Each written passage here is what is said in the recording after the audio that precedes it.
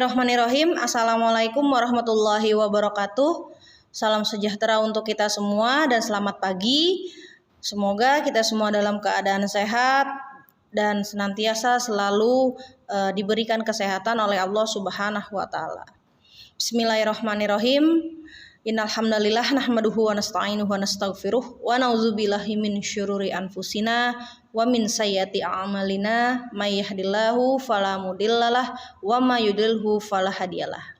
Alhamdulillah, pada pagi hari ini kita masih diberikan nikmat, ya, terutama nikmat sehat dan nikmat panjang umur sehingga kita masih bisa beraktivitas pada hari ini. Ya.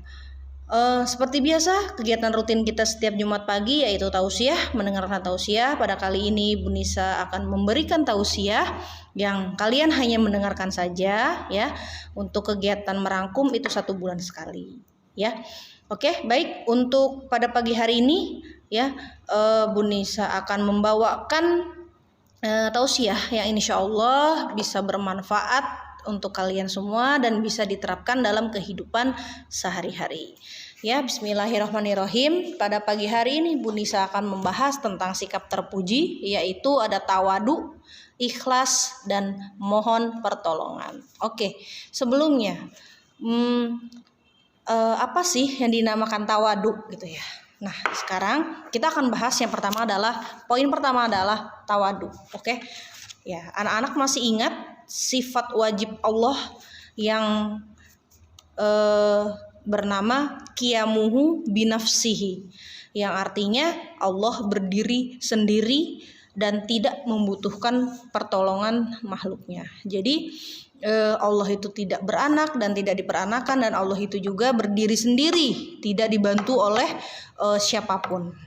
Ya, sementara itu kita manusia sangat bergantung sepenuhnya kepada Allah, ya. Kita manusia bergantung hanya kepada Allah Subhanahu wa taala untuk membuktikan bahwa kita taat kepada Allah. Kita harus mempunyai sifat tawadu, ya. Tawadu artinya rendah hati, ya. Patuh, tidak membanggakan diri atau sombong di hadapan Allah, ya. Jadi tawadu itu artinya rendah hati, ya, bukan rendah diri tapi rendah hati, ya. Rendah hati, patuh, tidak membanggakan diri ataupun sombong, ya. Nah, di sini nih mudah-mudahan tidak ada yang demikian, ya.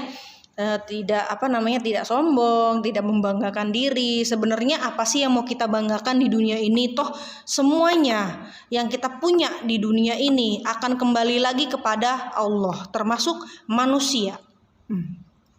Jangankan manusia, benda-benda yang kita punya di dunia ini seperti motor, mobil, sepeda dan lain sebagainya tidak akan kita bawa ke alam kubur, ya. Yang kita bawa ke alam kubur adalah amal-amal perbuatan kita selama di dunia bagaimana, ya, dan yang nanti akan dipertanggungjawabkan, ya, di akhirat. Jadi kita nggak boleh sombong, nggak boleh membanggakan diri, ya. Apalagi misalnya kita mempunyai kelebihan, kita pintar mentang-mentang kita pintar, kita tidak membagikan ilmu sama temannya, tidak memberikan sedikit ilmu sama temannya, itu salah, ya. Jadi kita tidak boleh sombong, tidak boleh membanggakan diri, karena pada dasarnya di dunia ini tidak ada yang harus kita sombongkan. Semuanya semuanya akan ada waktunya. Yang kita punya bisa diambil lagi sama Allah, gitu. Jadi tetap bersyukur dengan yang sekarang kita punya, ya. Kita nggak punya mobil ataupun punya mobil, kita tetap bersyukur. Yang tidak punya yang kita punya sepeda atau tidak punya sepeda, kita tetap bersyukur. Apalagi yang punya rumah atau yang tidak punya rumah, kita tetap bersyukur, ya. Nah, oke, itu membanggakan diri atau tidak sombong, ya, atau tidak sombong. Tadi sekali lagi, untuk tawadu artinya adalah rendah hati, patuh, tidak membanggakan diri atau sombong di hadapan Allah ya. Selanjutnya, bagaimana cara kita bersikap tawadu ya? Sikap tawadu dapat dilakukan dengan cara sebagai berikut. Ini ada beberapa poin nih ya. Contoh perilaku tawadu. Oke, yang pertama adalah rajin beribadah kepada Allah. Ya, sholat 5 waktunya, ya, tahajudnya, duhanya, ya, itu adalah salah satu contoh sikap tawadu kita, ya, rajin beribadah kepada Allah itu sikap kita bersikap tawadu kepada Allah, ya, rajin beribadah itu. Yang kedua adalah memperbanyak berbuat kebaikan kepada sesama. Nah ini ya, jadi kita itu sebagai manusia, semua manusia di mata Allah itu sama, ya. Semua manusia itu di mata Allah sama. Jadi kita tidak boleh pilih memilih, misalnya dalam berteman, ya, tidak boleh pilih memilih. Semua teman sama saja, ya. Semua teman sama saja, tidak boleh pilih memilih. Kita semua di mata Allah sama, ya, makanannya sama, ya. Pokoknya berbuat kebaikan kepada sesama, saling memberi, misalnya ya, teman tidak punya makanan, diberikan sama kalian makanan. Kalau kalian punya sedikit ataupun teman misalnya nggak jajan, misalnya dia nggak jajan hari itu, nggak dikasih uang jajan sama orang tuanya. Jika kamu misalnya punya sedikit rezeki gitu ya, entah itu 2.000 atau 3.000, kasih ke temannya nih jajan gitu. Jadi dia juga merasakan merasakan apa yang kita rasakan juga. Maksudnya dia tuh ngeliat kita makan, kayaknya takutnya gimana gitu ya. Nah maka dari itu kalau misalnya ada teman yang di sekolah nih ya, misalnya ya, di sekolah kita bawa makanan, temannya nggak bawa makanan ya, biasanya kalau RTJ gitu ya, rabu tanpa jajan ya, biasanya kan anak-anak diwajibkan untuk membawa bekal dari rumah masing-masing. Nah ada aja kadang, Bu saya nggak bawa bekal, saya nggak bawa ini. Nah temen yang punya sedikit makanan silahkan dibagikan ke temannya ya, itu ya. Jadi berbuat baik nggak cuma hanya itu aja, banyak sih berbuat baik kepada manusia itu banyak sekali ya, banyak. Yang selanjutnya adalah selalu bersikap menghormati orang lain dan tidak menghina. Ini ingat ya, kepada orang yang lebih tua, pada orang tua atau guru harus hormat dan tidak menghina ya, apalagi orang tua, dosa ya. Karena ridhonya orang tua juga ridho Allah ya. Ridhonya Allah ridho orang tua ya. Jadi tidak boleh berlaku tidak baik kepada orang tua, harus menghormati orang lain ya. Kalau misalnya ada orang lain, misalnya ada bu guru sama bu guru gitu, pak guru sama bu guru sedang ngobrol misalnya di koridor depan sekolah dan kalian mau lewat ya, bilanglah permisi pak, permisi bu gitu ya. Coba ya, attitude-nya digunakan gitu. Sering Bu Nisa lihat di sekolah ya dulu ya, waktu kita masih sekolah offline, banyak siswa kadang Bu Nisa lagi ngobrol sama ini, ada yang mau lewat, udah lewat aja gitu tanpa bilang maaf Bu, permisi Bu, mau lewat. Itu sangat tidak baik. Seperti itu ya. Selanjutnya adalah suka bergaul dengan siapa saja, tidak membeda-bedakan teman. Nah ini nih ya. Nah kadang Bu Nisa temukan di sekolah, Bu ini kan ya ini sama ini kan kayak gini Bu, dah jangan kayak gitu ya. Maksudnya mereka tuh punya apa ya istilahnya ya, geng tersendiri gitu ya, jangan gitu kan, nggak boleh. Jadi semua teman yang ada di kelas itu teman kita, bahkan seperti saudara kita sendiri ya. Anggap teman kita yang ada di kelas itu seperti saudara kita sendiri ya. Jangan pilih-pilih teman ya. Misalnya Bu dia mah kan orang miskin Bu, katanya gitu, gak boleh ya. Kita ini semua sama ya, mau miskin, kaya, jelek, cantik, semuanya di mata Allah sama. Allah saja tidak membeda-bedakan makhluknya. Makanya kalian juga tidak boleh membeda-bedakan orang lain ya, tidak boleh pilih-pilih teman, berteman dengan siapa saja bebas ya, asalkan teman yang baik, ya misalnya dia memberikan contoh yang baik, silakan ikutin. Tapi kalau teman memberikan contoh yang tidak baik, jangan diikutin. Ya, selanjutnya rendah hati dan tidak sombong. Nah, kembali lagi yang tadi nih. Nah, bersikaplah rendah hati kepada siapapun, kepada semua orang, dan bersikap tidak sombong juga ya, tidak sombong. Tidak boleh sombong karena semua yang kita miliki di dunia ini akan kembali lagi sama Allah, termasuk kita manusia. Kita diciptakan dari tanah dan akan kembali ke tanah. Jadi tidak boleh sombong. Kecantikan tidak menjamin ya. Kecantikan tidak menjamin karena pada akhirnya nanti juga dia meninggal, mukanya habis dimakan ulat. Ya, jadi kecantikan itu tidak menjamin ya. Allah juga tidak memandang dia jelek, dia cantik, dia jelek.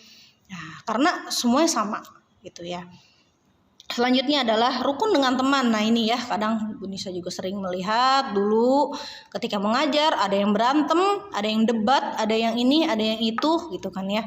Nah ya, kembali lagi bahwa teman adalah seperti saudara kita di sekolah. Kita semua ini seperti saudara ya, kita ini seperti saudara itu. Jadi harus rukun sama teman ya, tidak boleh ribut ya. Kalau misalnya ada salah paham, lebih baik kita minta maaf duluan gitu. Minta maaf duluan itu lebih baik ya. Minta maaf duluan itu lebih baik. Urusan dia mau maafin atau enggak, ya itu urusan dia sama Allah. Nah nanti gimana? Nah, tidak memaafkan nanti dia dosa ya. Ya pokoknya yang intinya kalau misalnya memang kita berselisih dengan teman, berantem atau bertengkar, kita belajar dewasa untuk meminta maaf duluan gitu ya. Oke, itu adalah tadi poin terakhir ya.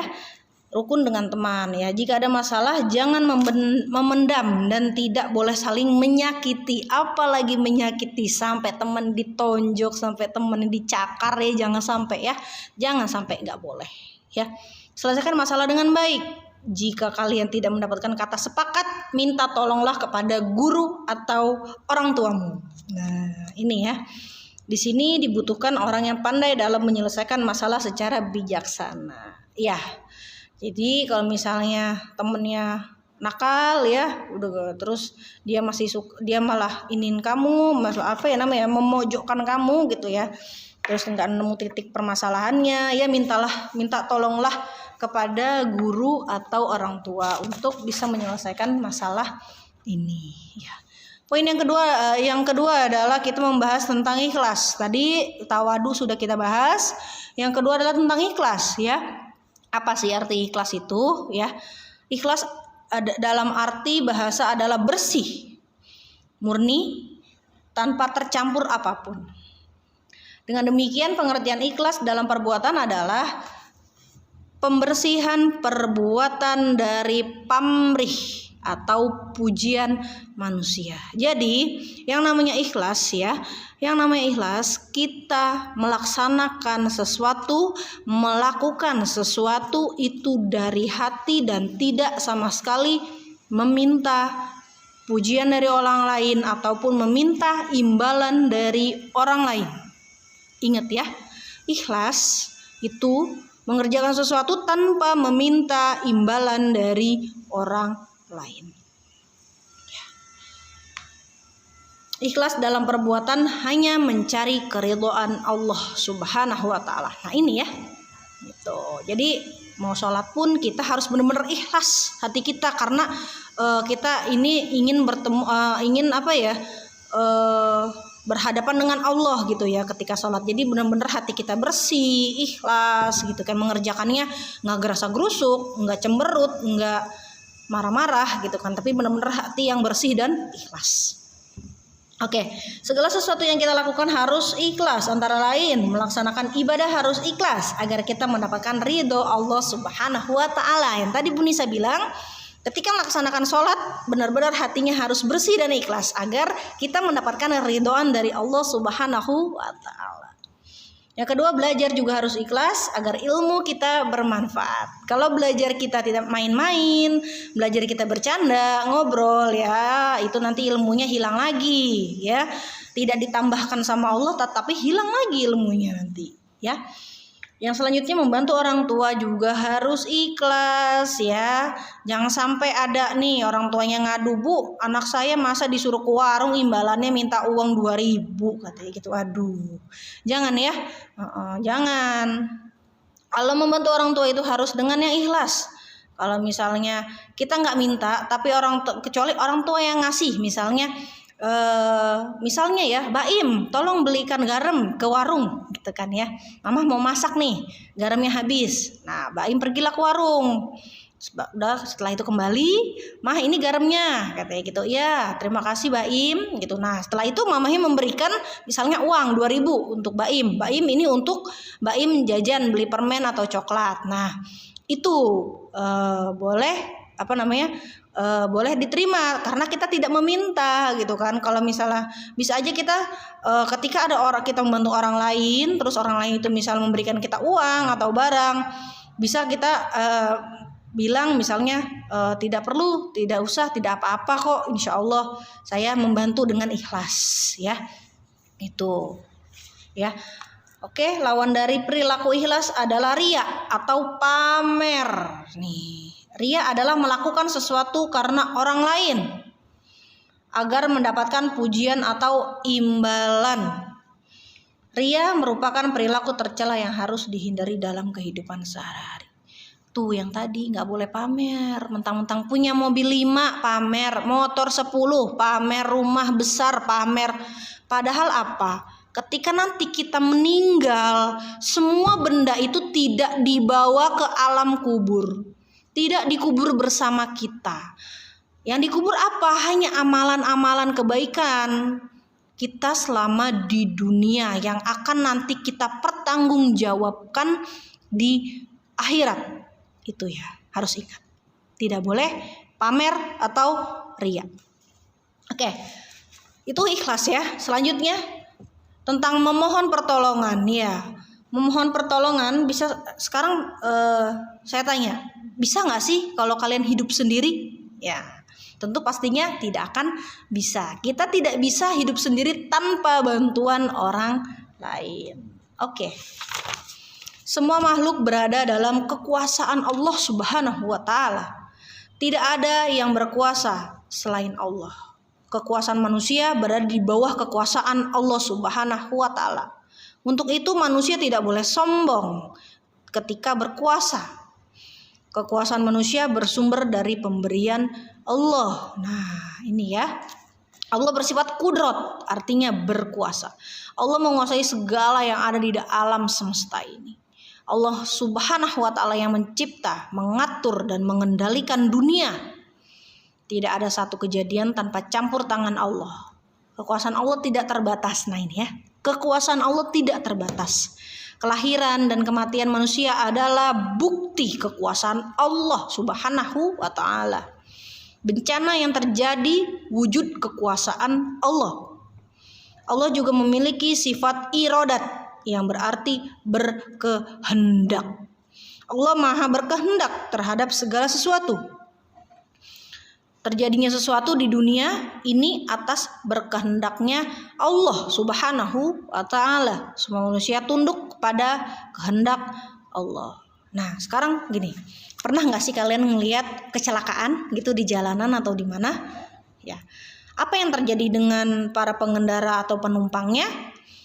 Pasti ada yang selamat dan ada pun yang meninggal. Ya, semua itu adalah kehendak Allah, sudah takdir Allah gitu ya.